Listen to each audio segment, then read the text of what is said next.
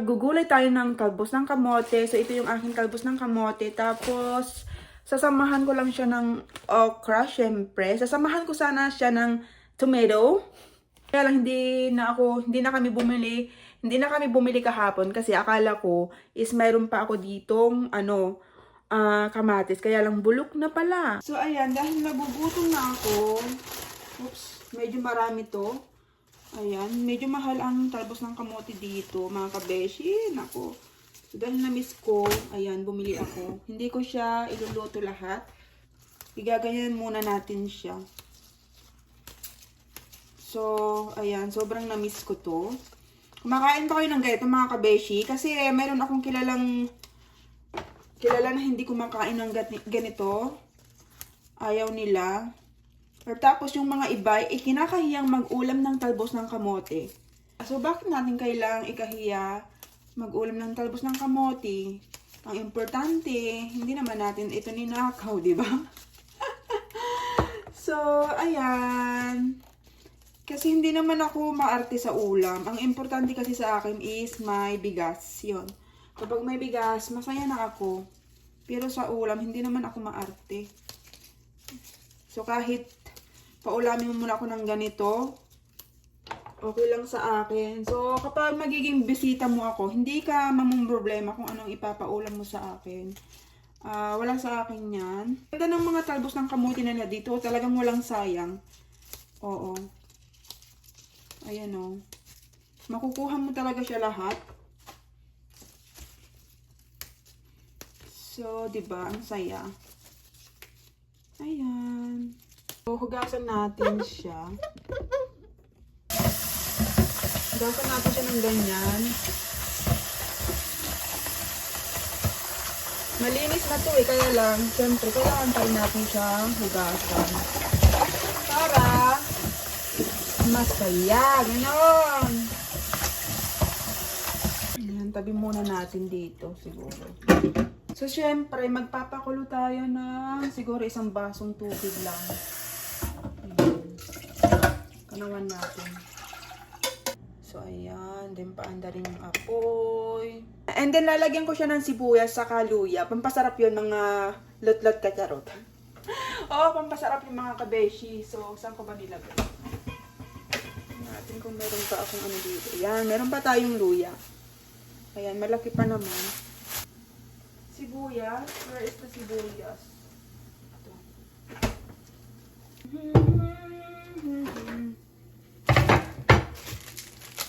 So, ilagay na natin. Kumukulo na siya. Ayan. Ito yung ating okra. Charan! Ayan. So, ayan mga kabeshi, kumukulo na yung aking tubig. Kailangan na natin lagyan ng... lalagyan ko siya ng bagoong. Yeah. Bagoong. Ang napakasarap na bagoong. So, kukunin ko lang yung bagoong dito. Kasi nilagay ko dito. Charan! So, ito yung ating bagoong, mga kabeshi. Lalagyan natin ng bagoong yung aking gulay. Ito yung sikreto ng aking gulay. Talagang sobrang mapapasarap ka talaga sa aking gulay kapag mayroon itong bagoong. So, yan. Lalagyan natin ng bagoong. Kunti lang. Bagoong. Okay. Okay na yan. So, ilagay na natin dito. Ayan. Ganyan lang siya. Tapos, pwede na natin ilagay yung okra. Ito yung ating okra. Ilalagay ko na yung aking okra. So, yan. Ihulog muna yung okra. Para masaya. Ayan. OMG. Excited na ako, mga kabishi. Parang ang daming sabaw. Hanggang ano na to ata? Hanggang 1 taong sabaw na ito ah. Ayan, okay lang yan. Para hanggang 1 taong sabaw. So, ayan. Ayan lang natin siyang kumulo hanggang siya ay maluto. Tapos, lagyan lang natin siya ng konting magic syrup. Oh, magic syrup. Bakit na. So, okay na yan. Ayan. Huwag masyadong lagyan ng maraming magic syrup. Baka lalong sumarap at makakalimutan ko na ang aking charot. So, ayan. So, and then, next, pwede na nating ilagay itong talbos ng kamote.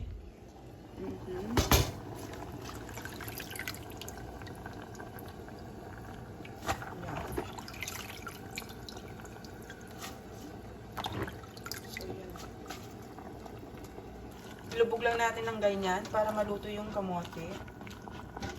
So, mas masarap sa talbos ng kamote yung hindi siya overcook. Diba? Dapat sakto lang yung pagkaluto niya. So, ayan. And then, mamaya, magpiprito ako ng tilapia.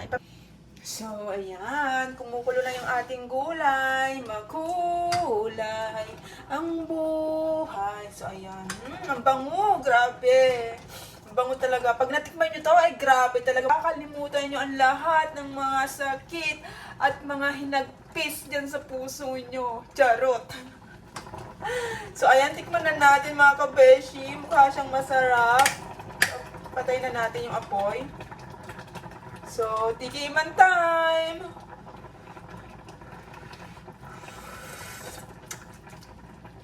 Ah, ang sarap! Pero kulang ng asin. Tagdagan ko lang ng konting asin. Huwag ng bagoong. So, ayan. Tama na yan. Lagyan na natin dito. So, ayan. Luto na po yung ating gulay. Umuusok-usok pa yan.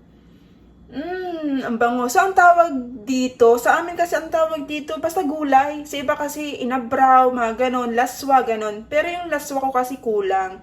So, ang importante kasi dito, yung mayroong talbos ng kamote, okra, sibuyas, at saka luya. Yun yung importante. Wala din siyang kamatis. Kasi nga, yun nga, akala ko may kamatis dito.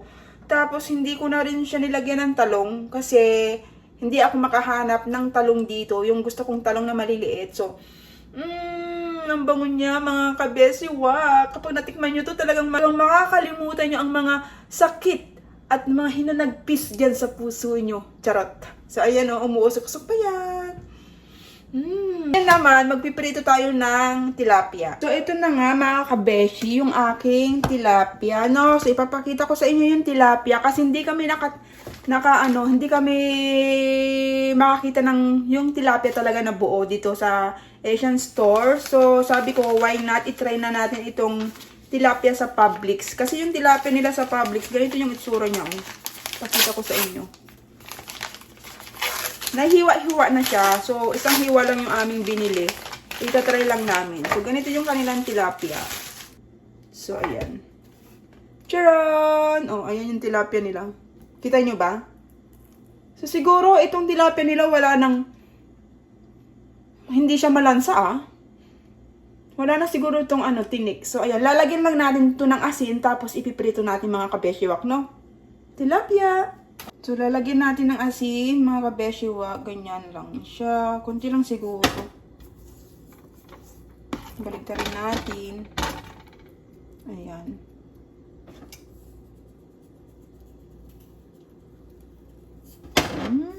Yan.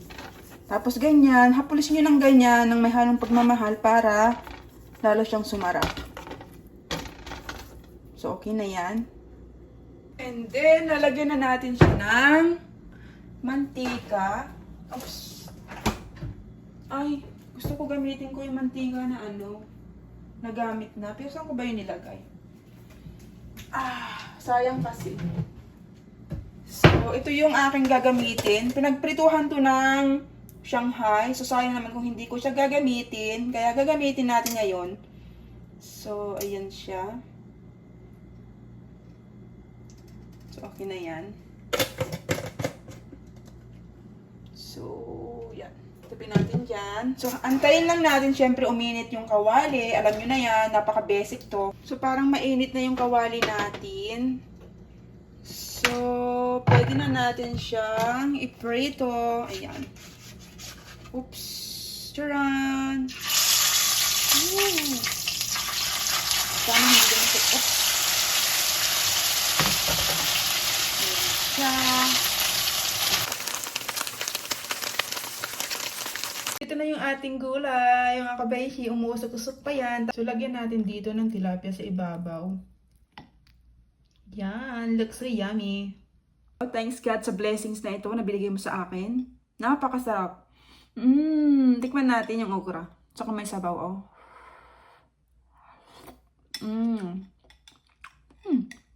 Ang sarap. Tapos ito yung tilapia ang pinirito ko.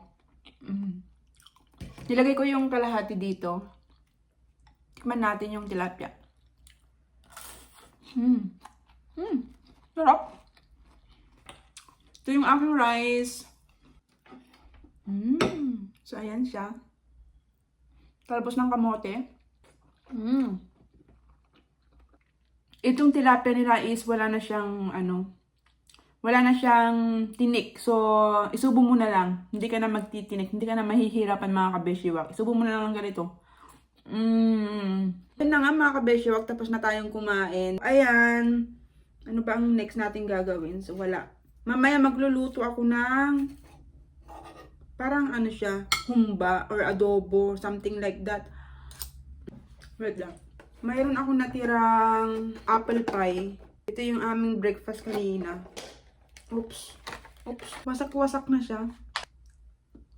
Ang sarap ng aking, ang sarap ng aking kinain ngayon mga kabeshiwak. Sobrang nasatisfied ako. So, namiss ko kasi itong talbos ng kamote, saka okra na may sabaw. So, anyway mga kabeshiwak, magkwentuhan lang tayo. Alam nyo ba, napansin ko lang dito sa sa Huntsville, Alabama. Kadalasan kapag kunwari nag-grocery kami dito, yung nasa Publix kami or sa Kroger's, yung mga doon, yung mga staff, laging nabati ka, sabi kumusta ka ngayong araw na ito. Ganon, talagang consistent yung pagbati nila sa'yo. So nakakatuwa talaga. And then kapag kunwari may nakakasalubong kaming tao dito, pag nakakasalubong akong mga Amerikano or Amerikana dito, kapag kunwari nagtagpo yung yung mata nyo, parang pag kumbaga nag-eye to eye kayo, hindi nila ibibitaw yung kumbaga hindi nila ibibitaw yung mata nila sa na parang ganyan, parang tutungo agad pagkus nag-smile sila sa akin. So na-amaze lang ako kasi kadalasan kasi, hindi ko yun na-experience eh. Kadalasan dito ko lang talaga na-experience na hindi mo naman siya kilala.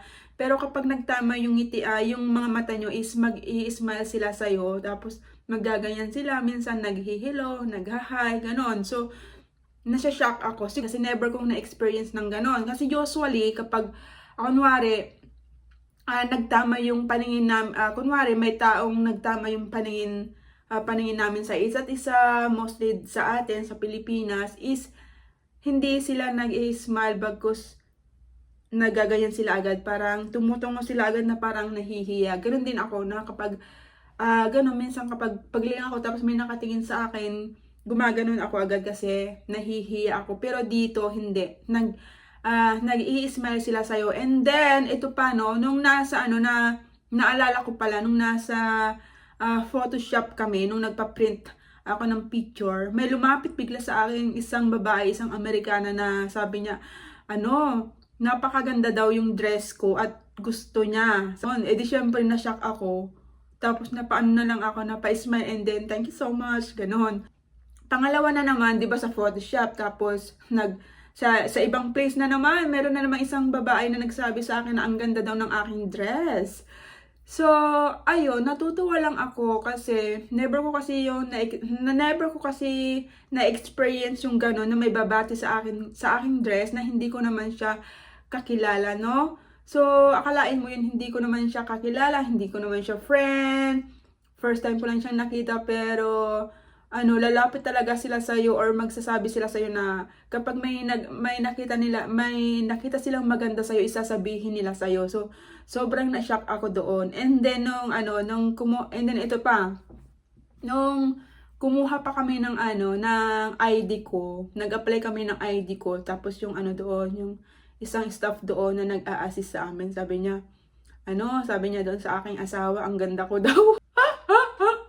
Tapos ilang beses pa niyang inulit-ulit sa akin. So yun, na-shock lang ako sa mga ganong sa mga ganong bagay kasi never kong na-experience yun, nasabihan kanila ng maganda na hindi mo naman siya kakilala, no? Pero dito ko lang talaga yung na-experience. Talagang dito sa pala talaga, totoo yung na-research ko sa Google na dito sa Alabama is napaka-hospitable yung mga people dito. So, ganun, binabati ka talaga nila, hi, hello, ganun, kahit hindi mo sila kakilala. So, yun lang guys, yung na-experience ko dito, as in talaga, na-shock ako kasi never ko na-experience sa ibang play. So anyway, yun lang. Gusto ko lang i-share sa inyo. Anyway, tapos na tayong kumain. Thanks for watching. Bye!